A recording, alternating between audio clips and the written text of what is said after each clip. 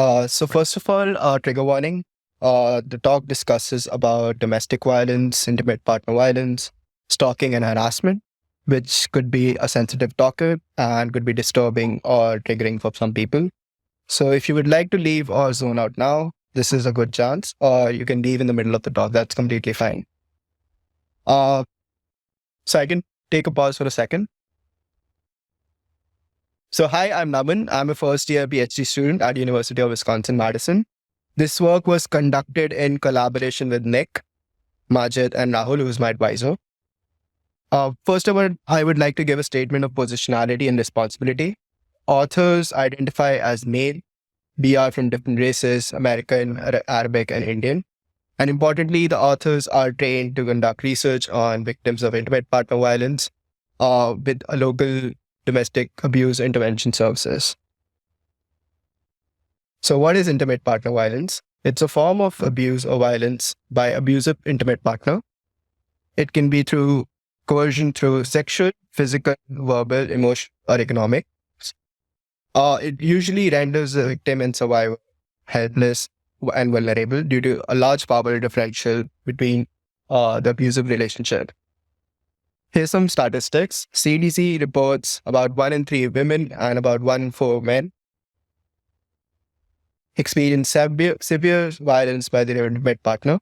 And therefore, it's not really, it's a highly prevalent issue, not just in the US. There have been recent flurry of news articles on the role of technology in these abusive intimate partner dynamics. And technology-enabled abuse or tech abuse refers to stalking, doxing, spying, an abusive partner through misuse or abuse of technology. It could be location tracking, it could be abuse of shared contacts, accounts, or devices. It could be deleting the evidence of abuse itself, or it could be installing the stalkerware. Therefore, interventions are necessary to combat tech abuse. However, don't lose hope yet. We have interventions in place to support the victim survivors of tech abuse. There have been relevant interventions designed to help the victim survivors. There have been some tech clinics, which sort of provide tech support to the victims of domestic abuse. And there have been customer support professionals who are trained to be more trauma-informed. However, victim survivors and advocates find it difficult to prevent tech abuse. All interventions require expert help, and they need to be trauma-informed. And tech clinics are not really available to many of the survivors, since most of the tech clinics are based in Madison, New York, or Seattle. Therefore, survivors might rely on their friends and family for support against tech abuse. Consider this threat model. The threat model looks slightly different from traditional networked access and adversaries in security and privacy research. What makes research challenging in tech abuse is that attacker and victim might look the same. Here, they might have a shared account or device in the same household, so they're approximate. They have a dubious ownership of the device. The abuser can access intimate, physical, or social knowledge about the partner, and they can guess passwords or security questions of their partner's phone. So let us look at the dynamic of an abuser spying on their partner. The abuser gets hold of their personal phone by consent or coercion, configures or installs tracking methods to spy on their partner. So a social support scenario looks like this. The victim survivor may reach out to their friend or family for support. Prior literature does talk about the presence of social support systems in terms of close friends and family, but do not really try to understand the dynamics of this support. So the informal question is, how does this process really help the victim survivor? So to get to our research questions, how do people use smartphones and search the internet while helping their friends detect and prevent tech-enabled abuse? And how does familiarity with technology affect this behavior?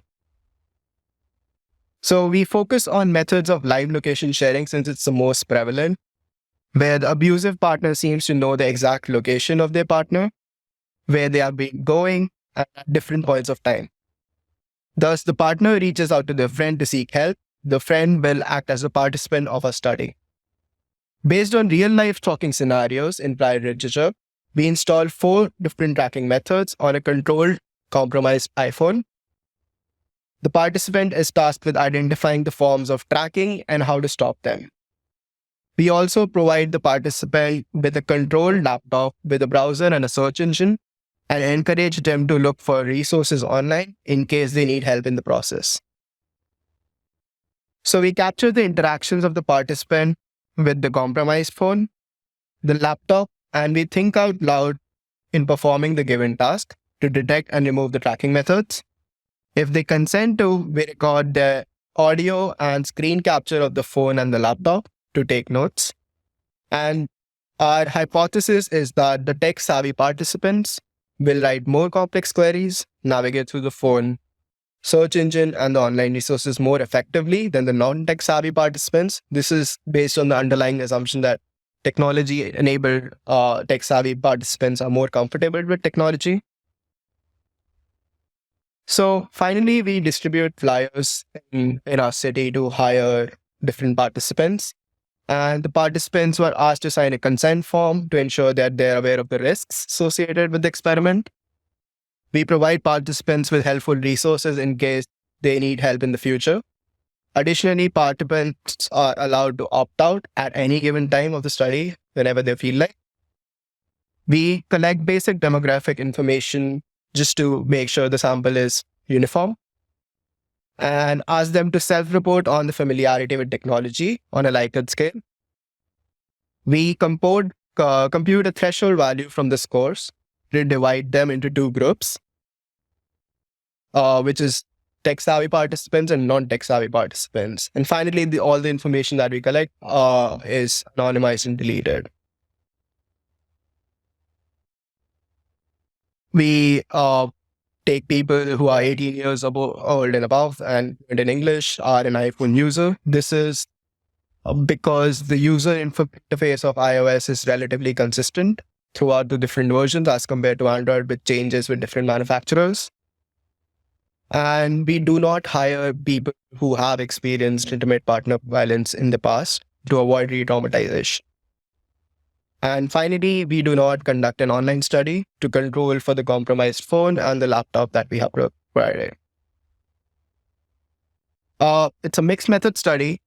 We collect notes, which are recorded independently by all the researchers. We create themes using structural coding, and we follow collaborative, qualitative analysis to ensure the reliability. It's also a quantitative study. We try to collect independent sample t-tests. Are there any differences between the different groups?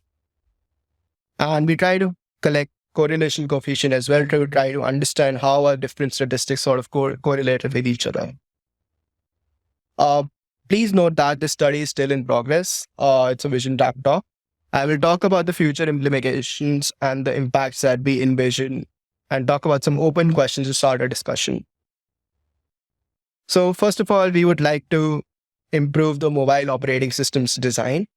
This design will be based on the balance between privacy and usability perspective. We want to improve the search result where the placement of resources is prime. For example, the COVID-19 or mental health resources are sort of pinned on top of Google or Bing. We also want to improve the online resources, how they are designed, how are they more accessible and available. And finally, raise awareness and call to action to train people on preventing tech abuse with principles of trauma-informed care. We believe that the support process will be divided into 2 parts. First, the friend navigates the phone to redress the tracking methods. And second, the interaction that they do with the victim survivor to give them more agency. This is an open question. How do we capture the social interaction between the victim survivor and their friend? Further, as an overarching theme, we want to understand the role of social support in helping the victim survivor of tech abuse from a sociological perspective. And we want to look at this from a socio-cultural perspective, borrowing from the sociological prevalence in psychology and sociology research. There's a socio-ecological model. We want to understand from an individual, relation, community or societal perspective as well. Victims of tech abuse often feel isolated, alone, and paranoid, especially due to lack of technical expertise. And we want to understand what role does social support play in helping the victims, identify ways to improve this social support. Do people become conscious or readjust their notions of privacy after a negative experience? And how do the mental models of victim survivor and their friends evolve over time? Finally, can we extend this social support mental model for different at-risk populations, like incarcerated populations, victims of sex trafficking, non-Western populations, and we want our research to be intersectional in nature, with non-Western populations who are historically disadvantaged in technology, with a varied variety of cultural norms. So thank you. If you have any questions, please feel free to reach out to me. And you can find more relevant research at this website. Thank you. Hi, Naman. Thank you. That was a great presentation. Can you go back to the previous slide? So talking about This one? No, the discussion points. Yeah. Talking about the technical expertise, did you have any metrics to calculate the technical expertise of the interviewees? Yeah. Okay. So on the form that we hired, we sort of calculate, ask them to self-report on the basis of how comfortable they are with technology, how comfortable they are with mobile operating systems, and with this changing or configuring the system services. So it's like a self-reporting process. Was there a prior research based on that? I would like to know. No. Oh, okay. Yeah. I might suggest Dr. Jean Camp, her lab also has a paper on factors on expertise. That is something which you might want to, and I would like to also know about the question in which you are using. I would like to use that for my studies as well. And have you thought about technology such as air tags or something, which people, I am reading a lot of articles where people are using this to stop their ex-partners or stop anyone. So we at Madison, we have a tech clinic in which we sort of go and talk to the people who are actually facing this kind of tech abuse. And we have sessions weekly, and we sort of try to understand how differently these partners are being abused. And AirTags is one of them. There's a different line of research which we are sort of conducting, which sort of tries to locate these AirTags which are getting in cars and their purses and their bicycles. So this is an ongoing research. So before I ask my question, I'd like to thank you for your responsible opening and the care with which you're taking and even presenting this research, and compliment that, and such an illustration of and commitment to ethics. I am looking forward to meeting all of your work in more detail. So the second is that we have something with a little flurry of research about tech abuse of elders, which is really a case in which the abusers almost always have their technical expertise, and these are super old boomers and older, and that Jared technology is not what is used a lot in computer research.